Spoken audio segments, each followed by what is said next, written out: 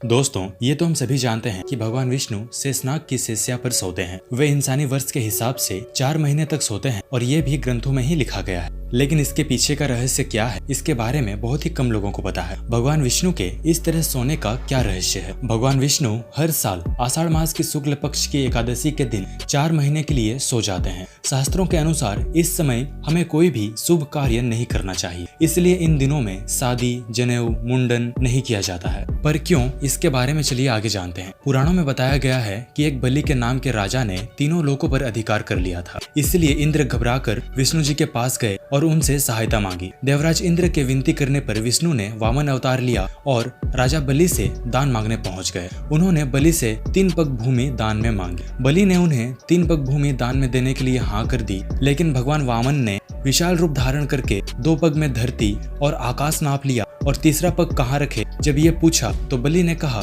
कि उनके सिर पर रख दें। इस तरह विष्णु जी ने बलि का अभिमान तोड़ा और तीनों लोगों को बलि से मुक्त कर दिया। राजा बलि की दानशीलता और भक्ति भाव देखकर भगवान विष्णु बहुत प्रसन्न हुए और उन्होंने बलि से वर मांगने के लिए कहा। बलि ने वरदान मांगते हुए विष्णु जी से कहा कि आप मेरे साथ पाताल चलें और हमेशा वहीं निवास करें। भगवान विष्णु ने बलि को उसकी इच्छा के अनुसार वरदान दिया और उसके साथ पाताल चले गए। ये देखकर सभी देवी देवता और देवी लक्ष्मी चिंतित हो उठी। देवी लक्ष्मी भगवान विष्णु को पाताल लोक से वापस लाना चाहती थी, इसलिए उन्होंने एक चाल चली। देवी लक्ष्मी ने एक गरीब स्त्री का रूप धारण किया और राजा बलि के पास पहुंच गई। राजा बलि के पास पहुंचने के बाद उन्होंने राजा बलि को राखी बांधकर अपना भाई बना लिया और बदले में भगवान विष्णु को पाताल से मुक्त करने का वचन मांग लिया। भगवान विष्णु अपने भक्त को निराश नहीं करना चाहते थे, इसलिए उन्होंने बलि को वरदान दिया कि वह हर साल आषाढ़ शुक्ल एकादशी से कार्तिक शुक्ल एकादशी तक पाताल लोक में निवास करेंगे। यही कारण है कि इन 4 महीनों में भगवान विष्णु